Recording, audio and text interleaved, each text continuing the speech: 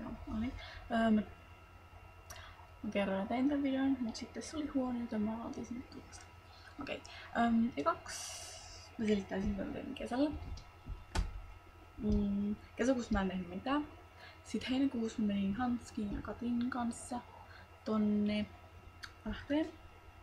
Ja sit sen jälkeen mä en tehnyt mitään. Okei, sitten.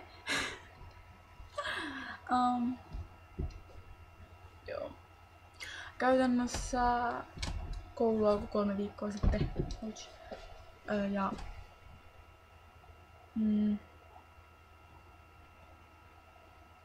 kai se on ihan hyvin mennyt. Mua vaan väsyttää koko ajan, mun tekis mieli vaan silleen jäädä himaan nukkuen tälleen. Mut ei sitten voi, koska pitää mennä lukee matikkaa ja ruotsia ja emppua ja uskontoa ja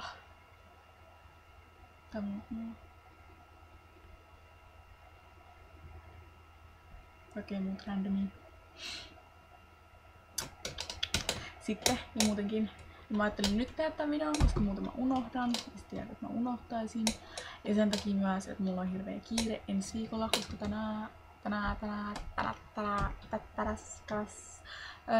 tän viikon sunnuntaina tulee saksalaiset tänne, mistä mä selitin. Luultavasti ehkä selitin. Silloin joskus.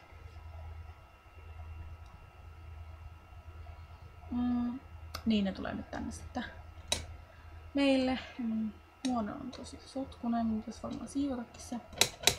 Mut perjantaina on asutukset, silloin ei kerkee. Lauantaina ehkä siivoa, koska ne tulee sunnuntaina 13.15 saapuu lentoon. Sitten niin puoleltaista me ollaan täällä mummilla. Sitten me mennään puoleltaista mutsille, jotka muutti Espooseen. Joo.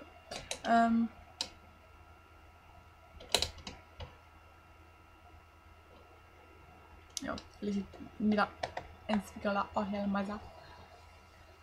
Melkein yhtään päivää ei ole silleen normaalia kouluun, paitsi torstaina, se on ainoa, yes. Silleen niinku hyvä, että meillä on kokonaisia koulupäiviä, koska ettei jää ihan siis, jos saa matikassa, niin se on. Eli maanantaina mennään Suomenlinnaan, suokkiduokki. Ja sitten tiistaina meillä on Helsinki-kierros. Kun 4 kilsaa käydään kaikki kiosmut, kaikki. Keskiviikkona mennään Fatserille, sitten mennään Lintsille. Pääsee ilmoitteeksi opettajat, opettajan lapset ja me sitten opettajan lapsia, vaikka puolet on saksalaisia. Mikäs siinä? Torstaina me ollaan koulussa, niin suomalaiset, saksalaiset, niin Korkeasaari ja sitten pari jotain suomalaiset silleen niinku niiden messiin.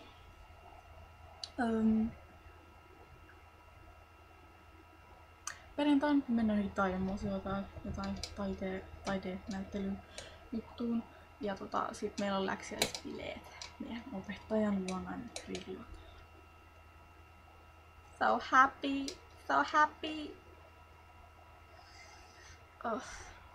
Lauantaina on vapaapäivä, koska sunnuntaina lähtee aamulla 4:30. Mä en tiedä miten mä herään, mutta kai se pitää. Pakko. Sitten niin, lauantai on vapaapäivä. Me mennään päiväristelylle. Niin kuin silleen, me ollaan järjestetty se me suomalaiset itse, ei mitään opettajaa tosituksia. Ja arvatkaa kenen saksalainen 18. Trudat maan. Trudat.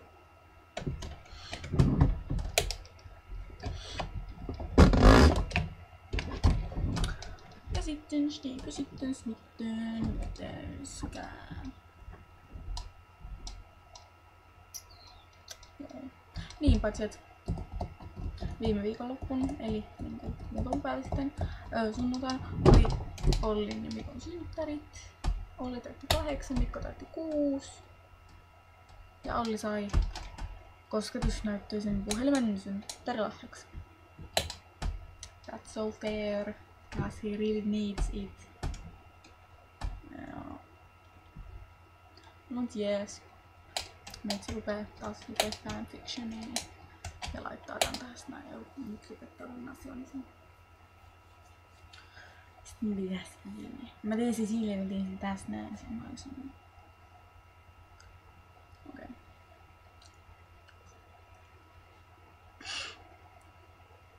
Okei. Okei.